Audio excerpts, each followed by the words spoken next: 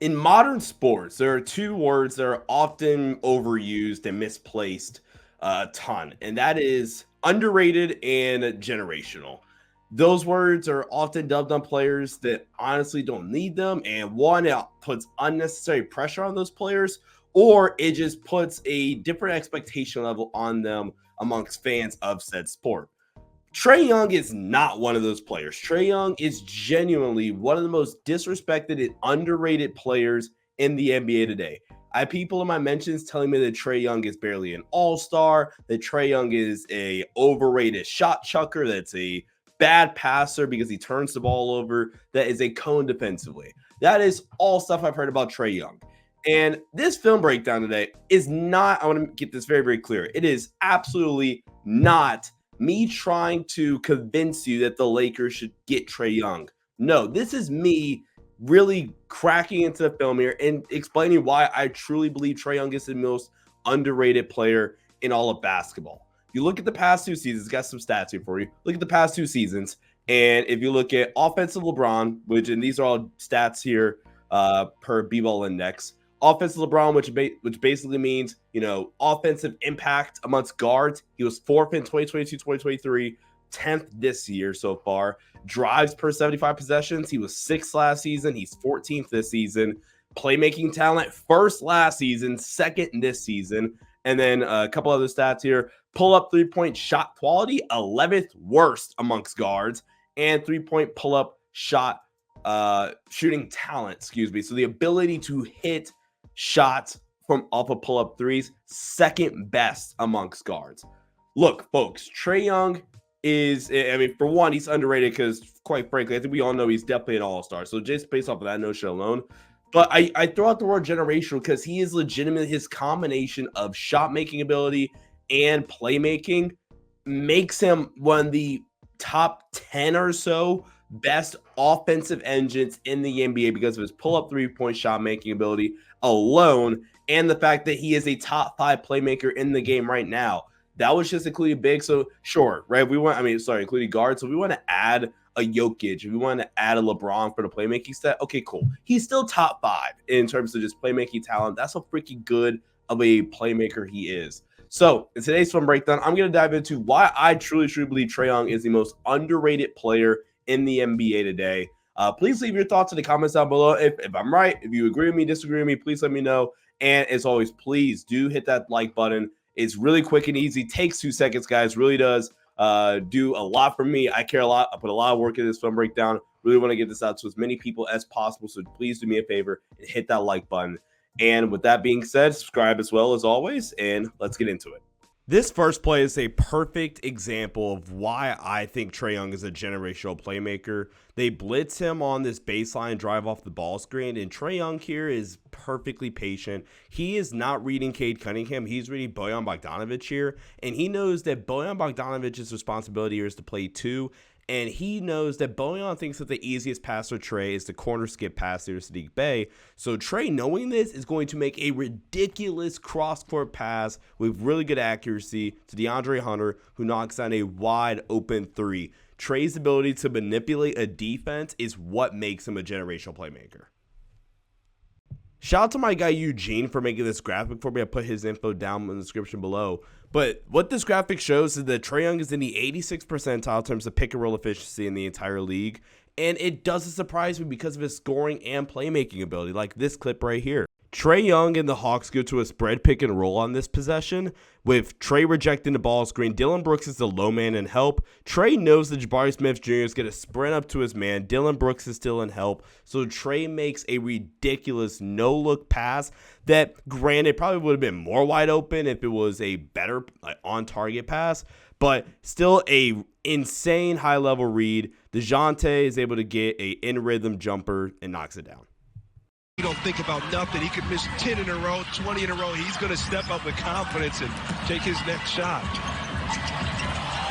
Too fancy. A lot of fanciness there, and that time the 3. The Hawks go to a ball screen set here for Trae, and when Trae gets it, the Raptors do what a lot of teams do, and they put 2 on the ball here and try to blitz Trae Young. And what Trae does here, first off, he does a great job of take a retreat dribble. He gets the defenders jumping in the air, and he is immediately reading Scotty Barnes' eyes. But the ball fake, which is such a lost art in today's basketball, to be completely honest with you. The ball fake fakes out Scotty Barnes entirely, is able to get the lob off to perfection there. I mean, this is high-level point guard play by Trae Young. Again, Trae getting blitzed here, this time by the Nuggets. And again, Trae just does such a good job. First, again, takes the retreat dribble here that we just talked about and freezes Michael Porter Jr., waits for Michael Porter Jr. to make a decision, knowing that MPJ is going to have to get out of the paint eventually. You got the shake up as well on the weak side. It's really just pick your poison for an opposing defense. Trae is going to make the right read more times than not. One of Trae Young's superpowers as a playmaker is his ability as a lob thrower. He's legitimately one of the best lob passers in the NBA. So the Hawks go to this flare screen into Spain pick and roll here.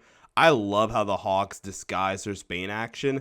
And Trae Young, when it comes to lobs, is almost always going to put the ball exactly where his big needs to get it at. Great play design here, honestly, by the Hawks. And again, phenomenal pass by Trae Young, putting this exactly where Okongwu needs to get it at. Hawks go to a really fun set here that we're going to call Zipper Iverson Empty, meaning you got that zipper screen right there for DeJounte Murray into an Iverson screen made famous by Al Iverson, obviously. Then you have this empty side ball screen, and you have a stunt at the nail, a heavy stunt by Bruce Brown here that's going to prohibit Trae from getting a full downhill lane, but Trae stays patient, does a great job playing the pass on the money for Clint Capella for the lob. What Indiana's done in the first 2 wins. Well, and that's why he's got his best defensive team on the floor. Trae Young had his second lowest scoring game of his career against Indiana last Friday, but he threw. Before we continue, I want to take a look at this graphic here that my buddy Eugene, like I said, put together for me, because I think there are some, false truths, if you will, about Trae Young's ability as a shot maker. And there's talks about him being an inefficient jump shooter. I think that's not true necessarily. I think the biggest weakness with Trae Young is just his ability to finish at the rim. We are definitely going to talk about that. But Trae Young is an incredibly dynamic shot maker, especially out of ball screens. And combining that with his playmaking ability is a lethal weapon for any defense to have to guard. Atlanta flows into this empty side pick and roll here with the rescreen option. A great screen that really makes it tough for Jared Vanderbilt to navigate. And this is so hard to guard because Trae Young is shooting a whopping 43% from 3 this season on pick and roll threes on over 180 attempts. Ridiculous efficiency by Trae. Trae is so dynamic if you let him reject the screen here. Double drag ball screen. He doesn't ultimately use it. Tatum's already playing it. And Trae is able to just stop on a dime, reject it, and is able to hit the 3 here from way beyond 3-point range. And even though Trae isn't the most vertical athlete, obviously, he does have quick twitch athleticism where he can, in small spaces, create separation for himself, where he can get space to hit pull-up threes or get to the rim and attack mismatches or against legitimate defenders like this game winner against Boston. Backtracks, 5-2, Young lets it go, and despite not being a good finisher right now, Trae Young has one of the best floaters in the NBA currently, where he can get to it in a multitude of different ways. He uses it a ton as well per synergy. He's in the 97th percentile in terms of usage of floaters. And if you look at B-Ball Index's floater talent tool, Trae Young ranks 6th in the league, only behind guys such as Nikola Jokic, Luka Doncic, Tyus Jones, Jalen Brunson, and CJ McCollum. Trae Young's shot selection can be spotty still at times, right? But the thing that he does that easily drives me insane the most is just how inconsistent he is as a finisher.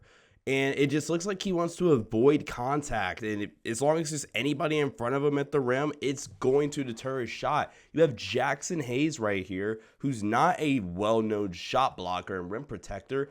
And Trae Young is just going to kind of flick up some crazy shot. I think he's trying to maybe throw a lob. Maybe if you want to post bail, you could say he's doing that.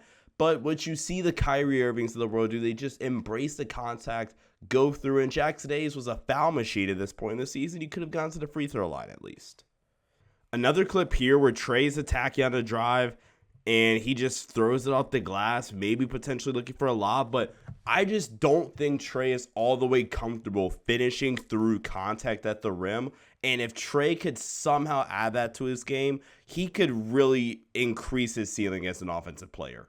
Now, you guys wouldn't let me end this film breakdown until we talked about Trae Young's defense. So let's have an honest assessment of Trae Young's defense. And truth of the matter is, Trae Young's not a good defender. Well, no duh, Sean, but the also fact of the matter is Trae Young isn't nearly as bad as a defender as he once was, and I actually think he's kind of outgrown his previous reputation, because when Trae Young is putting in legitimate effort on the defensive side of the ball, which he has at times this season, he has good defensive tape, and I think it's honestly now is about doing it consistently and just having more discipline on the defensive end of the floor, which we're going to dive in here with a couple of clips. This is a really good defensive possession here by Trae Young. So Trae Young's going to show or hedge here on this ball screen to make sure that he doesn't get switched on to Jason Tatum. And when the ball gets swung out after Tatum uses the ball screen, ball gets thrown out to Pam Pritchard. Trae Young arrives there on the catch to make sure the shot isn't allowed or the drive. He gets beat with the move, but his active hands show up big time here, able to get the steal.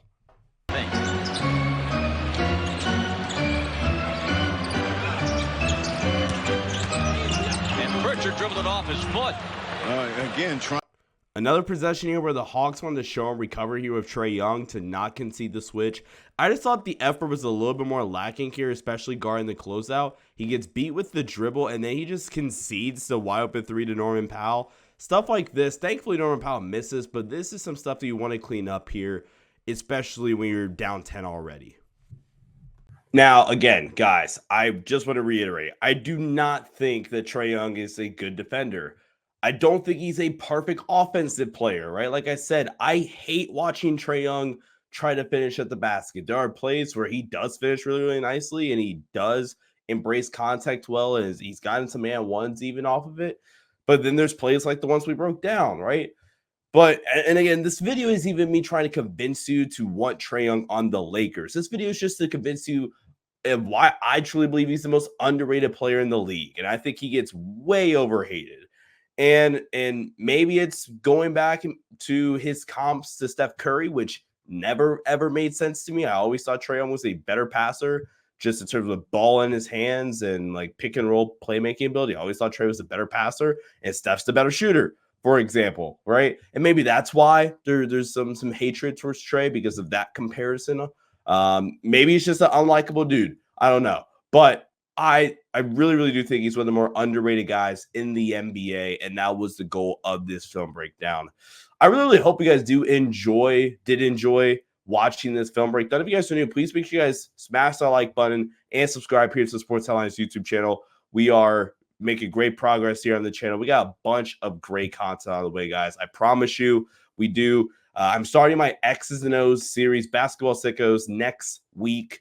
Episode 1 of a 10-week series where we'll be diving into the most popular and some of my favorite basketball schemes and concepts. We will have some guests on that series as well. It's going to be super, super exciting. I'm really, really pumped up about the guests that we got coming on the show for that series as well. Got NFL draft content, NBA draft content. Next week, I'll be doing a film breakdown on Anthony Davis's defense and why he, even though he won't win it, he is one of the most impactful defensive players in the league. So, again, a bunch of great content here coming up on the channel. You want to stay in the know. Subscribe, please. Seriously, guys, takes 2 seconds.